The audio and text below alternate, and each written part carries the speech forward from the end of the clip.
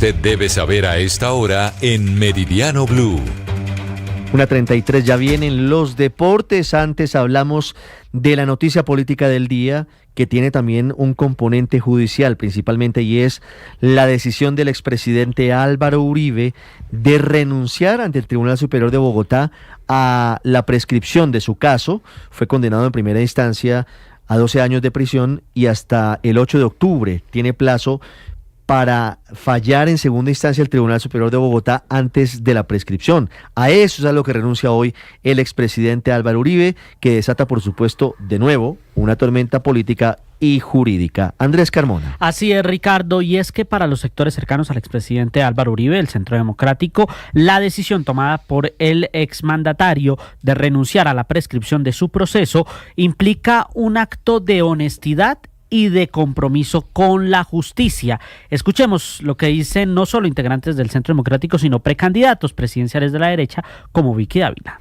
Da ejemplo en un momento en el que la sociedad colombiana necesita buenas señales de ejemplo por parte de sus líderes. Ahora bien, la prescripción es una garantía que tienen todos los colombianos, pero él renunció a esa garantía. Álvaro Uribe no tiene más derechos que los demás, pero tampoco menos. Sin embargo, se está sometiendo a renunciar. A ellos se suma, por ejemplo, el representante de la Cámara por Centro Democrático, Óscar Villamizar, quien dice: quien es inocente no le teme a la justicia, todo nuestro respaldo.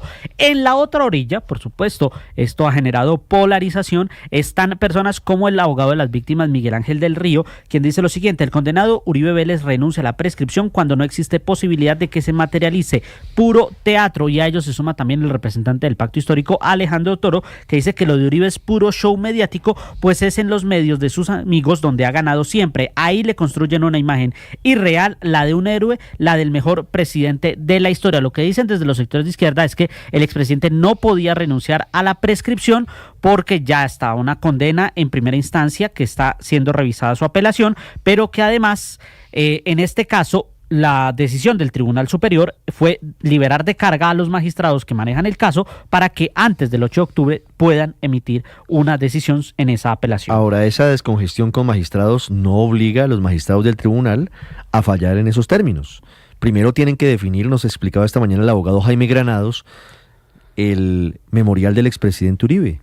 Dice él que no tiene ninguna opción distinta a aceptarlo. Veremos qué dice el tribunal sobre si en tan poco tiempo va a estudiar un expediente tan complejo como el del expresidente Uribe, que lleva más de 12 años en la justicia, o si toma más tiempo en vista de que ya no prescribiría si el acusado, el condenado en este caso, renuncia a la prescripción, como lo ha hecho esta mañana el expresidente Álvaro Uribe. Y en ese caso, Álvaro Ricardo, Uribe. se abre una puerta a que el expresidente Uribe pueda seguir haciendo política de cara al 2026. 1:36, esto, como decíamos, tiene una carambola política y judicial, tiene diferentes aristas. Antes de la pausa, antes de los deportes, voy a la Corte Suprema de Justicia. Esta noticia es muy importante, porque tiene que ver con el régimen de Nicolás Maduro, porque tiene que ver con el asesinato en Chile del teniente Ronald Ojeda, porque tiene que ver con la investigación que vincularía a Diosdado Cabello con la contratación de miembros del Tren de Aragua para el asesinato de este teniente en territorio chileno. La Corte Suprema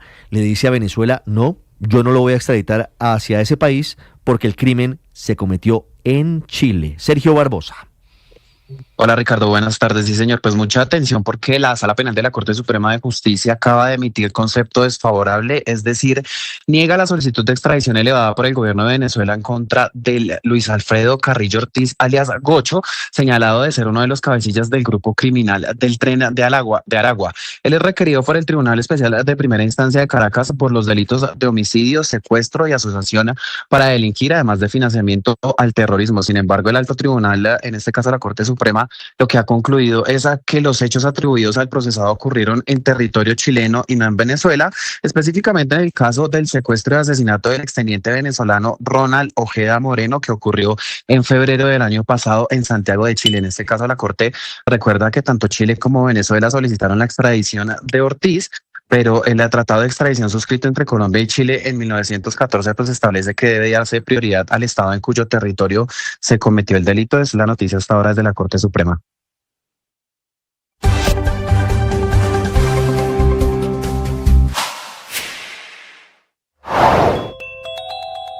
en el Comando de Policía de Antioquia rindieron homenaje a los 13 policías asesinados por las disidencias de las FARC, cuyo máximo cabecilla es alias Calarcá, que derribaron un helicóptero en zona rural de Amalfi.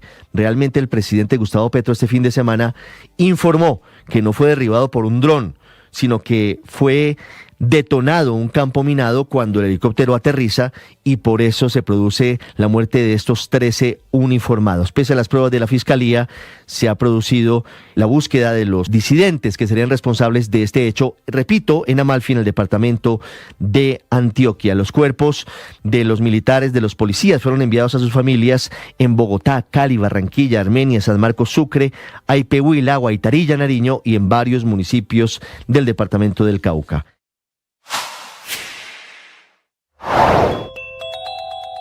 Ha sido reforzada la seguridad del alcalde de Cali, Alejandro Eder, y de la gobernadora del Valle del Cauca, Dilian Francisca Toro, luego de que inteligencia militar descubriera un plan de las disidencias de la columna Jaime Martínez para intentar asesinarlos. Los dos políticos más representativos del suroccidente del país, los disidentes de las FARC, cuyo cabecilla es alias Iván Mordisco, los mismos que han atentado 6 veces contra objetivos en Cali este año, alcanzaron a hacer seguimientos y durante semanas recaudaron datos de movimientos y agendas del alcalde Eder, de la gobernadora Dilian Francisca Toro, quienes han agradecido en las últimas horas el refuerzo de su seguridad y dicen que no los van a amedrentar. Millones de niños en Colombia solamente se alimentan cuando van al colegio. Ese es el drama de la desigualdad y esa es la importancia del famoso PAE. Un país de siglas como Colombia tiene una que siempre repetimos y es el Programa de Alimentación Escolar. Y por eso es tan grave lo que está denunciando hoy la Contraloría General de la República. Más de 3,5 millones de niños podrían quedarse sin alimentación en sus colegios en el mes de septiembre, porque el Ministerio de Hacienda no ha girado $500 millones de pesos que se necesita para evitar que esto suceda. Es urgente, señores Ministerio de Hacienda, que giren esos recursos. Alejandra Bello. Ricardo, pues la entidad ha detectado inicialmente que son 29 entidades territoriales las que en una semana podrían dejar de tener acceso al programa. Los territorios con mayor riesgo son Antioquia, Barranquilla, Cauca, Chocó, Córdoba, Guaviare, Huila, Ipiales, La Guajira, Lorica y Montería, en donde se afectarían más de 1.900.000 estudiantes de los 3.500.000 a nivel nacional. El contralor delegado, Andrés Giovanni Rojas, aseguró que la unidad de alimentos para aprender, UAPA, depende de los recursos que el Ministerio de Hacienda les financie, por lo que desde la entidad están haciendo un llamado urgente al gobierno para que asigne los 500.000 millones de pesos faltantes para el PAE a nivel nacional. Tenemos una serie de suspensiones que conforme los contratos que se celebraron a comienzo de calendario escolar comienzan interrupciones en el mes de septiembre porque los contratos cobijaban hasta el 31 de agosto. La UAPA viene solicitando al Ministerio de Hacienda urgentemente al menos 500.000 millones para terminar el calendario escolar de 2025. Asimismo, Ricardo, el Contralor General Carlos Hernán Rodríguez denunció por poca articulación entre los ministerios, lo que ha ocasionado esta inminente crisis que de no solucionarse en una semana afectará a millones de estudiantes. Yo reitero, este tema yo lo hablé puntualmente con el señor ministro, pero también el delegado ha estado muy atento con la UAPA para que efectivamente se realice. Pero ¿qué pasa? Repito yo nuevamente algo que es muy importante acá, es la articulación con los ministerios. O sea, está muy bien que el Ministerio de Educación es otro, pero Ministerio de Hacienda, porque al fin y al cabo gobierno es uno solo. Debido a esta problemática, el Contralor Delegado resaltó el trabajo de Bogotá, quienes financiarán el PAE en su totalidad para 650.000 estudiantes del distrito, con el fin de salvaguardar la alimentación a partir de septiembre. Alejandra, y es que en algunos departamentos del país ya comenzó la crisis. Por ejemplo, en Sucre, los niños llevan más de un mes sin recibir los alimentos del PAE y son 40.000 estudiantes. Ingel de la Rosa. Sin alimentación escolar, Ricardo, han estado los estudiantes de Sucre desde que empezó este segundo semestre, pues los recursos para la implementación del programa apenas fueron aprobados el pasado 11 de agosto y ahora están en el proceso de contratación, pero este puede tardar hasta 45 días hábiles según establece la norma. La demora preocupa toda vez que son más de 40.000 estudiantes los que esperan ser beneficiados por el PAE en Sucre y cerca de 30.000 de ellos están en zonas rurales, inclusive en zonas que atraviesan una seria crisis humanitaria por cuenta de las inundaciones en La Mojana, donde el suministro de alimentos en los colegios a veces es lo único que reciben los niños para calmar el hambre que azota a esta subregión. Desde la Asociación de Educadores de Sucre, su presidente Ubaldo Corrales advierte que decenas de niños podrían abandonar los colegios por esta situación. Hay muchos municipios, como el caso de la región de La Mojana, el San Jorge, donde son zonas apartadas y los niños, el incentivo que tienen alimentario es en las instituciones educativas y al no llegar el plan de alimentación escolar a esta zona puede generar hasta deserción escolar porque los niños caminan largos tramos para llegar a la escuela y no encuentran ni siquiera este alimento, no los va a motivar a llegar.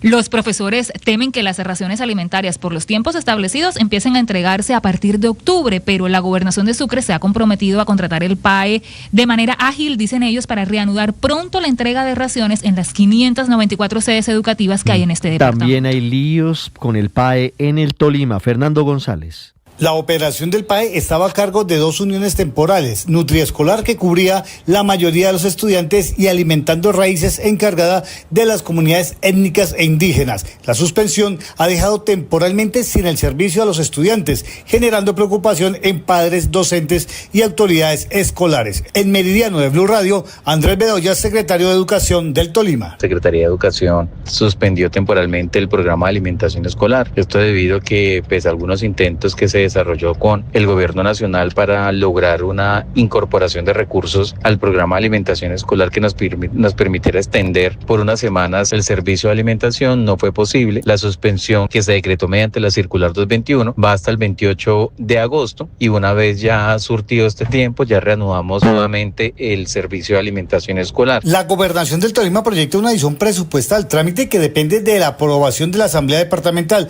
mediante una ordenanza. Hasta que esto no se concrete, el programa no podrá reactivarse. De manera que lo que desarrolló la gobernación del Tolima fue incorporar al presupuesto del departamento 14.800 millones que le van a permitir dar oxígeno al programa hasta el 26 de septiembre. 1:53, una pausa y regresamos.